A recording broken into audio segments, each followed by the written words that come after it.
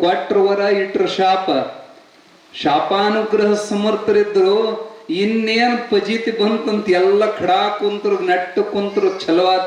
ಏನೋ ಬೋಳಿ ಮಕ್ಕಳ, ನಿಮಗ 4 ದಿನ ಪ್ರವಚನ ಇಲ್ಲಂದ್ರೆ ತಡ್ಕೊಳೋದಾಗಲ್ಲ. ಅವಾಗ ಆರಾಮಿಲ್ಲ ಅಂದ್ರು ನಿಮಗೆ ಕೇಳೋ ಚಟ. ನಿಮ್ಗೆ ಅಂತ ಮಕ್ಕಳ ಇಂಥ ಮಕ್ಕಳ ಅಂತ ಹೇಳಿ ಈ ಡಿಕ್ಷನರಿಯಾಗಿ ಇರ್ಲಾರ್ದು ಎಲ್ಲಾ ಬೈಗಳು ಹಿಂಗ್ ಬೈದ್ರಿ. ಅವ್ರು ಬೈಗುಳಕ್ ಎದ್ದು ಹೋಗ್ಬೇಕು ಅನಿಸ್ತಿತ್ತು ಮಂದಿ. ಖರೆ ಎದ್ದು ಹೋದ್ರ ವಂಶ ನಿರ್ವಂಶ ನಡಕ. ಮತ್ತೆ ಯಾರ ನಮಗ್ ಬೈಯಾಕತ್ತಂದ್ರ ಮಕ್ಕ ಕೊಟ್ಟು ನೋಡಕತ್ರೆ ತಲೆ ಬಗ್ಸಿದ್ರ ವಂಶ ನಿರ್ವಂಶಕ್ಕೆ ನಾಟಕ ಕುಂದಿರ್ಬೇಕು. ಎಟ್ಟು ಹೊಲಸು ಬೈದ್ರಂದ್ರ ಕಣ್ಣಾಗ ನೀರು ಬರಕತ್ತು. ಯಾಕೋ ಕಣ್ಣಾಗ ನೀರು ಬರಕತ್ತೇವು, ತಾಪಾತ. ಮತ್ತ ಆಗೋದಿಲ್ಲೇನ್ರಿಪ್ಪ?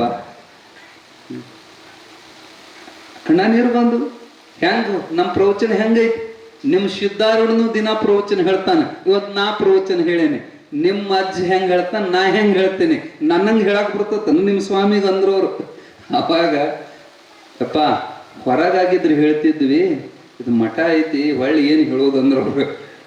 ಅಲ್ಲೋ ಹಂಗೆ ಕಣ್ಣಾಗ ನೀರು ಬಂದು ಮಾರಿ ಯಾಕೆ ಕೆಂಪಗೈತಂದ್ರು. ಏನ್ ಸ್ವಾಮಿ, ನಮ್ಮಂತ ಗೃಹಸ್ಥರ ಬಾಯಾಗ ಸಹಿತ ಅಂತ ಹೊಲಸು ಬೈಗಳು ಬರೋದಿಲ್ಲ. ನೀ ಸ್ವಾಮಿಯಾಗಿ ಎಂತ ಹೊಲಸು ಬೈಗಳು ಬೈದಪ್ಪ, ಯಾಕೆ ನೋವಾತನ? ನೋವು ಆಗಂಗಿಲ್ಲನ? ಕಣ್ಣ ನೀರು ಬಂದು ಅವಾಗ ನಗತಾರ ಜಡೆಯಪ್ಪಜರು. ಅಲ್ಲೋ ಮಕ್ಕಳ, ನಾ ಬೈದ ಬೈಗಳು ನಿಮಗೆ ಎಷ್ಟು ಪರಿಣಾಮ ಆದವು. ಇಷ್ಟು ಪರಿಣಾಮ ಸಿದ್ಧಾರೂಢಪ್ಪನ ಪ್ರವಚನ ನಿಮಗ ಆಗಿತ್ತಂದ್ರ ಹೊಳ್ಳಿ ಕೇಳಬೇಕನ್ನೋ ಚಟನ ಉಳಿತಿದ್ದಿಲ್ಲ. ನಮಗ ಮುಕ್ತರಾಗಿ ಬಿಡ್ತಿದ್ರಲ್ಲೋ, ಮುಕ್ತರಾಗಿ ಬಿಡ್ತಿದ್ರಿ. ಬೈಗಳು ಎಷ್ಟು ಹಚ್ಕೊಂತೀರಿ. 15 ವರ್ಷದ ಹಿಂದ ಒಬ್ಬರು ಬೈದು ಒಂದು ಬೈಗುಳ ಇವತ್ತು ಅವನು ಎದುರಿ ಬಂದು ಕೂಡಲೇ ನೆನಪಕ್ಕ, ಇವ ನನಗೆ ಹಿಂಗ ಅಂದಿದ್ದ. ಅದೇ ಮಹಾತ್ಮ ಮಾಡಿದ ಪ್ರವಚನ 4 ದಿನ ಬಿಟ್ಟು ಕೇಳಿದ್ರೆ ಏನ್ ಹೇಳಿದ್ರೆ ಎಂಬಲ್ಲ. ಆದರೂ ಅನಿವಾರ್ಯ ಕರ್ತವ್ಯ. ಆಗ್ಲೇ ಅಪ್ಪರು ಹೇಳಿದ್ರಲ್ಲ, ಕರ್ತವ್ಯ ಭ್ರಮೆ.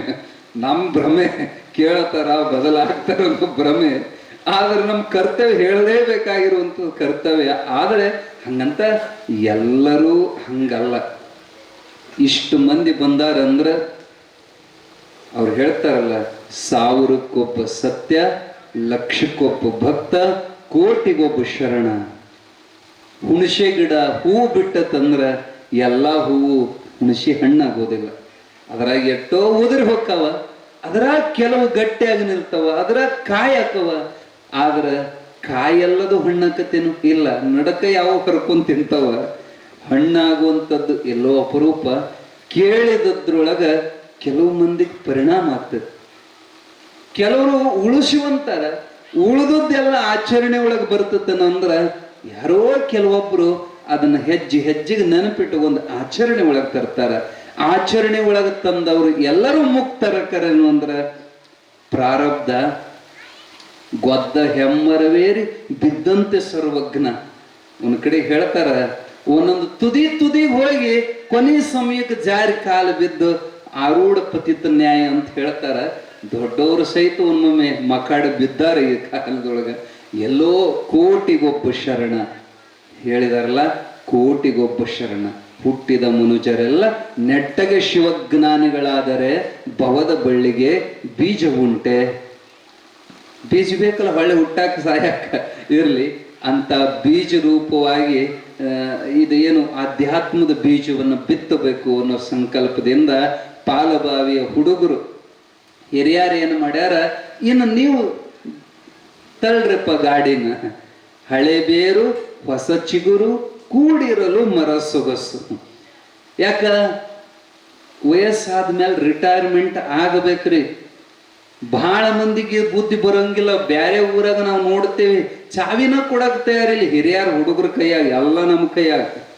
ಮಠದಾಗಾದ್ರೇನು, ಗುಡಿಯಾಗಾದ್ರೇನು, ಮನೆಯಾಗಾದ್ರೇನು, ಇವ್ರ ಕೈಯಾಗ ಹಿರೇತನ ಬೇಕು. ಲಕ್ಷ ಕೊಡ್ರಿ, ರಿಟೈರ್ಡ್ ಆಗಲೇಬೇಕು. ನೀವು ರಿಟೈರ್ಡ್ ಆಗಲೇಬೇಕು. ನಮ್ಮ ಮಂದಿ ರಿಟೈರ್ಡ್ ಆದ್ಮೇಲೆ ಮತ್ತೊಂದು ಸೈಡ್ ಬಿಸ್ನೆಸ್ ಚಲೋ ಮಾಡ್ತಾರೆ. ಗೊಂದಾವಲೆ ಬ್ರಹ್ಮ ಚೈತನ್ಯ ಮಹಾರಾಜರು ಹೇಳ್ತಾರೆ, ನನಗೆ ರಿಟೈರ್ಡ್ ಆದ ಮಂದಿ ಬಹಳ ಸೇರ್ತಾರೆ. ಯಾಕಂದ್ರೆ ಅವರಿಗೆ ಸಮಯ ಇರ್ತತಿ ಭಗವಂತನ ಚಿಂತನೆ ಮಾಡಕ್ಕೆ.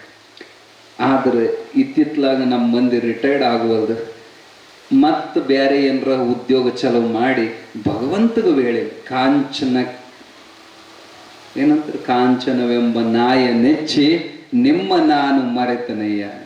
ಅಡಿಕೆಗೆ ಮೆಚ್ಚಿದ ಸೊಣಗ ನಿಮ್ಮನೆತ್ತ ಬಲ್ಲದು ಅನ್ನೋಂಗ ದುಡ್ಡಿನ ಆಶಕ್ಕ ನಾವು ಬಿಟ್ಟು ಕೊಡಾಕ ತಯಾರಿಲ್ಲ. ಆದ್ರೆ ಈ ಊರೊಳಗೆ ಹಿರಿಯರು ಎಷ್ಟು ಚಲೋ ಸಿಕ್ಕಾರ ಅನಿಸ್ತು ನಮಗೆ. ಆ ಹುಡುಗರು ಹೇಳಿದ್ರು, ಇಲ್ರಿ ಈಗ ನಮ್ಮ ಕೈಯಾಗನ ಕಾರ್ಯಕ್ರಮ ಮಾಡಕ್ ಕೊಟ್ಟಾರಂತ ಹೇಳಿದಾಗ ಬಹಳ ಸಂತೋಷ ಆಯ್ತು.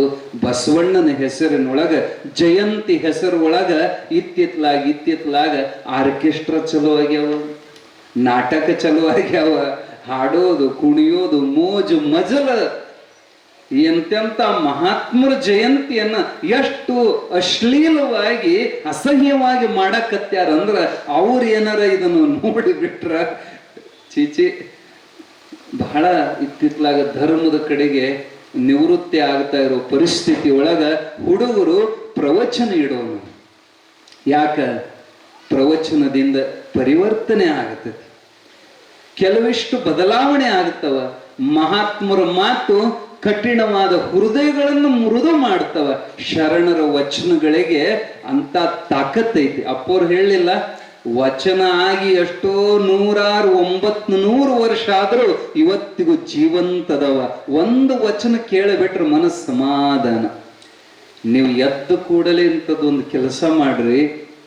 ವಿಶ್ವಗುರು ಬಸವಣ್ಣನ ಒಂದು ಪುಸ್ತಕ ತಗೊಳ್ರಿ, ವಚನದ ಪುಸ್ತಕ. ಅಕ್ಕ ಮಹಾದೇವಿದ ಒಂದು ಪುಸ್ತಕ ತಗೊಳ್ರಿ. ಎದ್ದು ಕೂಡಲೇ ನೇಮ ಇಟ್ಟುಕೊಳ್ರಿ. ಒಂದು 5 ವಚನ ಓದಿನ ಮುಂದಿನ ಕಾಯಕ ಚಲೋ ಮಾಡ್ತೀನಿ ಅಂತ ತಿಳ್ಕೊಳ್ರಿ. ನಿಮ್ಮ ಜೀವನದೊಳಗೆ ದೊಡ್ಡ ಬದಲಾವಣೆ ಚಲೋ ಆಗ್ತೈತಿ, ದೊಡ್ಡ ಬದಲಾವಣೆ. ಯಾಕಂದ್ರ ಆ ವಚನದ ಒಳಗ ಆ ತಾಕತ್ತೈತಿ. ವಾಣಿ ಅದು ನಿಮ್ಮವು ಮಾತು, ಅವರವು ವಚನ. ವಚನ ಅಂದ್ರೇನು? ವಚನ ಮಾತಲ್ಲವು. ಅವು ಬರೇ ಮಾತಲ್ಲ, ಜ್ಯೋತಿರ್ಲಿಂಗ. ಅವು ಜ್ಞಾನಿಯ ಹೃದಯದ ಒಳಗಿಂದ ಹೊರಟ ಜ್ಯೋತಿರ್ಲಿಂಗ ಸ್ವರೂಪವಾದಂಥ ದಾರಿ ತೋರಿಸುವಂಥವು. ಒಂದು ವಚನ ನಮಗೆ ಪಚನ ಆತಂದ್ರೆ ನಮ್ಮ ಜೀವನದೊಳಗ ಕ್ರಾಂತಿ ಚಲೋ ಆಗ್ತದೆ. ಪುಣ್ಯಾತ್ಮರೇ, ಸದ್ಯ ಕಾಲಕ್ಕೆ, ಈಗ ಸದ್ಯ ವಾತಾವರಣಕ್ಕೆ ಬಸವಣ್ಣ ಬಹಳ ಅವಶ್ಯಕತೆ ಅದಾರ ನಮಗೆ. ಎಲ್ಲರಿಗೆ ಯಾಕೆ ಅವಶ್ಯಕತೆ ಅದಾನಂದ್ರ, ಇತ್ತಿತ್ಲಾಗ ಎಲ್ಲರಿಗೂ ಒಂದು ಸೊಕ್ಕು ಚಲುವಾಗೈತಿ.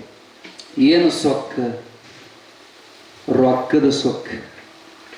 ಮೊದಲು ಇದ್ದ ಪರಿಸ್ಥಿತಿಗೂ ಈಗಿದ್ದ ಪರಿಸ್ಥಿತಿಗೂ ಎಷ್ಟು ವ್ಯತ್ಯಾಸ ಅಂದ್ರ, ಮನೆಗೆ 4-5 ಬೈಕ್ ಆಗ್ಯಾವ, ಕತ್ಕೊಂಡು ತಿರುಗಾಡಕ್ಕ ಕಾರ್ ಗಾಡಿ, ಕೈ ತುಂಬ ದುಡ್ಡು, ಮತ್ತ ಬಂದ ಕೂಡ್ಲೆ ಸೊಕ್ಕ ಬರೋದ. ಯಾಕ? ಕಬ್ಬಿನ ರೊಕ್ಕ ಮತ್ 300 ಹೆಚ್ಚಾತು. ಆ ಸೊಕ್ಕ ಏನು ಮಾಡಾಕತ್ತೇವ ಅಂದ್ರ ಅಡ್ಡ ದಾರಿ ಹಿಡಿಸಾಕತ್ತೇವ. ದಾಬಾ ಕಡೆಗೆ ಹೊಂಟಾವ, ಬಾರ್ ಕಡೆಗೆ ಹೊಂಟಾವ. ನಮಗ ಹಮ್ಮು ಬಂದತಲ್ಲ, ಈ ಅಹಂಕಾರ ನಮಗ ಹೋಗಬೇಕಾಗಿದ್ರ ಬಸವಣ್ಣ ನಮಗೆ ಪ್ರಸ್ತುತಿದ್ದಾರ. ಒಮ್ಮೆ ಅಚ್ಚೊಳಗಾಗಿ ಆಪ್ತವಾಗಿ ಹಚ್ಚಿಕೊಂಡು ಬಸವಣ್ಣನ ವಚನ ಓದಿದ್ರೆ ಅಂದ್ರೆ ನಿಮ್ಮ ಅಹಂಕಾರ ಸುಟ್ಟು ಬೂದಿ ಆಗೋದ್ರೊಳಗೆ ಸಂಶಯವಿಲ್ಲ. ಎಂಥ ಮಾತರಿ, ಎನಗಿಂತ ಹಿರಿಯರಿಲ್ಲ ಶಿವಭಕ್ತರಿಗೆ, ಎನಗಿಂತ ಕಿರಿಯರಿಲ್ಲ ಶಿವಭಕ್ತರಿಗಿಂತ ಹಿರಿಯರಿಲ್ಲ. ಎಷ್ಟು ಸಣ್ಣ ವಾಕ್ಯದ ಅಣ್ಣ ಅಂದ್ರೆ, ನನ್ನ ಭಕ್ತ ಅಂತಾರಪ್ಪ, ಹೊಗಳಬೇಡ್ರಪ್ಪ, ಹೊಗಳಿ ನನ್ನ ಹೊನ್ನು ಶೂಲಕ್ಕೆ ಏರಿಸ್ಬೇಡ್ರಪ್ಪ. ಎಂಥ ಮಾತು! ಹೊಗಳಿದ್ರವರಿಗೆ ಚುಚ್ಚಿದಂಗೆ ಆಕ್ಕಿತ್ತಂತ. ನನ್ನ ಭಕ್ತ ಅನ್ನಬೇಡ್ರಿ ಅಂತಿದ್ರು ಅವರು. ನನ್ನ ಭಕ್ತ ಅನ್ನಬೇಡ್ರಿ. ಒಂದು ಸಾಸುವಿನ 8 ಹೋಳೆ ಮಾಡಿದ್ರ ಅದ್ರಾಗ ಒಂದು ಭಾಗ ಸಹಿತ ನನಗೆ ಭಕ್ತಿ ಇಲ್ಲಪ್ಪ, ದಯವಿಟ್ಟು ನನ್ನ ಹೊಗಳಬೇಡ್ರಿ ಅಂತ ಶರಣರ ಪಾದದ ಧೂಳು ನಾನಂತ ನಿಚ್ಚ ಹೆಜ್ಜೆಗೆ ಶರಣರನ್ನು ದೊಡ್ಡವರನ್ನು ಮಾಡಿ ತಾನು ಸಣ್ಣವಾಗಿ. ಈ ಭಾವ ಈ ಸದ್ಯ ಬಹಳ ಅವಶ್ಯಕತೆ ಐತಿ. ನಮಗ್ ಕೋಡ ಬಂದವ, ಸೊಕ್ಕ ಬಂದೈತಿ. ತಿಳ್ಕೊಳ್ರಿ ಯಾರ್ಯಾರು. ಯಾಕೆ ಈ ಮಾತು ನಮಗೆ ಯಾಕೆ ಹೇಳಾಕತ್ತೀರ್ರಿ? ಆ ಸೊಕ್ಕಿನ ಮಂದಿ ಹೊರಗೈತಿ, ಆ ಸೊಕ್ಕಿನ ಮಂದಿ ಇಲ್ಲಿ ಬಂದಿಲ್ಲ ಅನ್ನಬಹುದು ನೀವು. ನಿಮಗ ರೊಕ್ಕದ ಸೊಕ್ಕಿಲ್ಲ ಅಂದ್ರೂ ಲಕ್ಷ ಕೊಟ್ಟು ಕೇಳ್ರಿ. ಇಲ್ಲಿ ಬಂದವರಿಗೆ ಒಂದು ಏನು ಸೊಕ್ಕಿರ್ತದಂದ್ರ ನಾ ಭಾಳ ಒಳ್ಳೆಯವ. ಯಾಕೆ? ಒಳ್ಳೆಯವ್ರು ಅಷ್ಟೇ ಇಲ್ಲಿ ಬರ್ಬೇಕಲ್ಲ. ಹೌದಿಲ್ಲ? ಒಂದಿಟ್ಟು ಭಜನೆ, ಒಂದಿಟ್ಟು ಜಪ, ಪೂಜೆ, ಧ್ಯಾನ, ಪಾರಾಯಣ ಮಾಡೋ ಮಂದೇ ಇಲ್ಲಿ ಬಂದೈತಿ. ನೀವು ಲಕ್ಷ ಕೊಡ್ರಿ, ನಿಮ್ದು ಬಹಳ ಡೇಂಜರ್ ಅವ್ರಿಗಿಂತ. ಯಾರಿಗಿಂತ? ಇಲ್ಲಿ ಬಂದಿಲ್ಲಲ್ಲ ಅವ್ರಿಗಿಂತ ಡೇಂಜರ್ ಜೋನ್ದಾಗ ನೀವು ಅದಿರಿ. ಯಾಕ್ರಿ? ನಾವು ಸತ್ಸಂಗ ಮಾಡೋರು, ಇದೇ ಡೇಂಜರ್. ನಾವು ಭಾಳ ಒಳ್ಳೆಯವ, ನಾ ಭಾಳ ದಾನ ಕೊಡವ, ನಾ ಭಾಳ ಜಪ ಮಾಡವ, 2 ಹೊತ್ತು ಲಿಂಗ ಪೂಜೆ ಮಾಡವ, ದಿನ ಸಿದ್ಧಾರೂಢರು ಪುರಾಣ ಓದಾವ, ದಿನ ಬೆಳಗಾದ್ರೆ ಶಿವನಾಮ ಸ್ಮರಣೆ ಜಪ ಮಾಡವ. ನಾವು ಭಾಳ ಎಚ್ಚರ ಇರ್ಬೇಕು. ನಾವೇ ಮೊದಲು ಹಳ್ಳಕ್ಕೆ ಬೀಳೋದು. ಯಾಕ?